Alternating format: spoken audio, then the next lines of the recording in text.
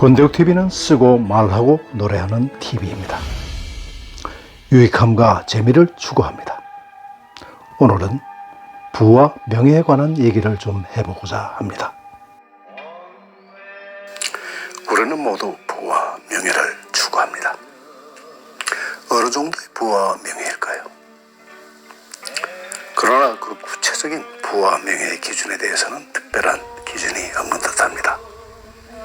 그저 더 많으면 더 좋다, 이 정도 생각을 하겠죠. 여기 돈에 관한 좋은 얘기가 있어서 여러분들께 옮깁니다. 죽은 뒤에 남는 돈, 독인가 복인가?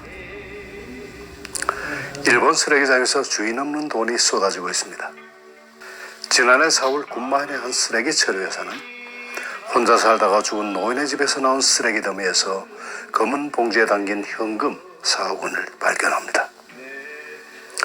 버려진 유품 속에 섞여 나온 돈이 지난해에만 약 1,900억 원에 달할 정도라고 하니 외롭고 궁핍한 생활을 하면서도 죽음 직전까지 돈을 생명줄처럼 움켜쥐고 있던 노년의 강박감을 말해주는 듯합니다. 돈은 써야 내 돈입니다. 내가 벌어놓은 돈이라고 할지라도 내가 쓰지 않으면 내 돈이 아니라 남의 돈일 수밖에 없습니다. 노인들이 돈에 집착하는 이유는 자식이나 사회로부터 버림받았을 때 최후에 의지할 곳은 돈밖에 없다는 생각에서 나오지만, 사실 그 정도로 비참한 경우를 당하게 되면 설령 돈이 있더라도 별 뾰족 한 수가 없습니다. 내가 죽으면 돈도 소용없고 자식에게 상속한다고 자식이 행복해지지도 않습니다. 꽤 오래전에 코미디계의 황제라 불리던 이줄 선생의 묘가 사라졌고 묘비는 뽑힌 채 버려졌다는 충격적인 소식이 전해졌습니다. 묘는 물론 땅까지 팔아서 다 썼습니다. 유족이 묘지까지 팔아먹었다고 합니다.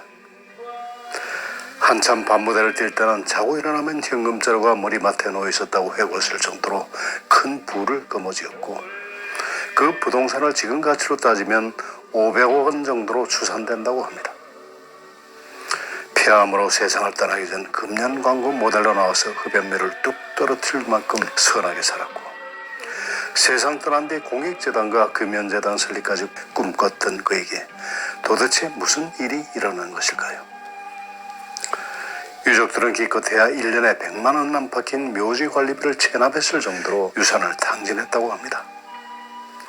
잘못된 재산 상속은 상속인에게 독이 든 성배를 전해주는 꼴입니다. 국내 재벌치고 상속에 관한 분쟁이 없는 가문이 거의 없었습니다. 재벌뿐 아니라 평범한 가정에서도 재산 상속을 놓고 가족 간의 전쟁을 벌이다시피 합니다. 전부 원수로 지냅니다. 남기는 건 재산인데 남는 건 형제자매 간의 원수 관계입니다. 유산을 놓고 싸움질하는 자식보다 재산을 물려주고 떠나는 부모의 책임이 더 크다고 할 수 있습니다. 싸울 수밖에 없는 구조를 만들어 놓고 세상을 떠났다고 해도 과언이 아닙니다. 정말로 바보요 멍청이들이요 쪼다들입니다. 내 자식이나 형제는 다른 사람들과 다르다는 생각은 엄청난 착각입니다.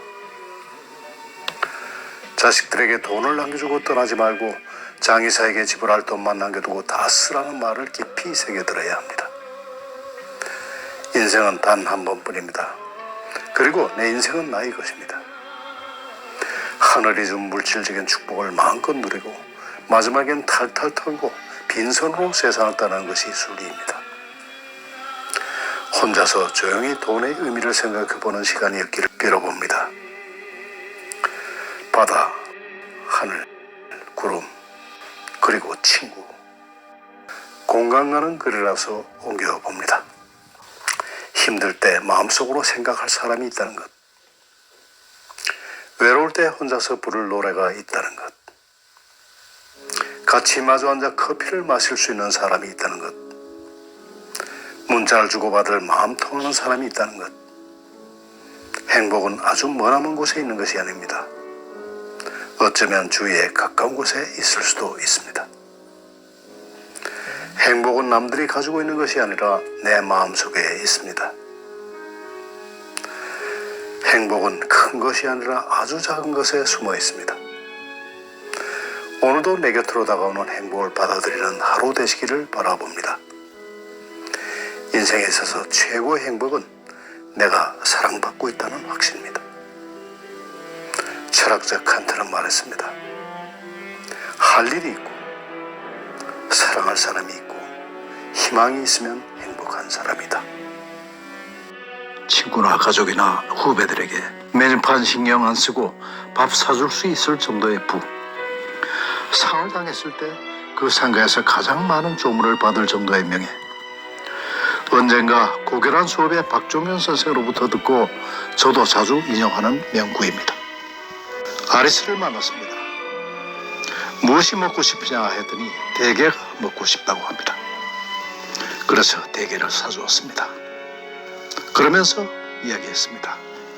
아리스, 나도 자네에게 대게를 사주었으니 부자인 셈이다. 자네도 그것을 목표로 부를 쌓아라. 훨씬 더 명확할 것이니 성취가 머지 않을 것이다.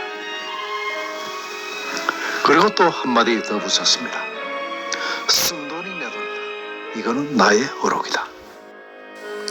권대욱TV였습니다. 오늘도 행복한 하루 되십시오. 감사합니다.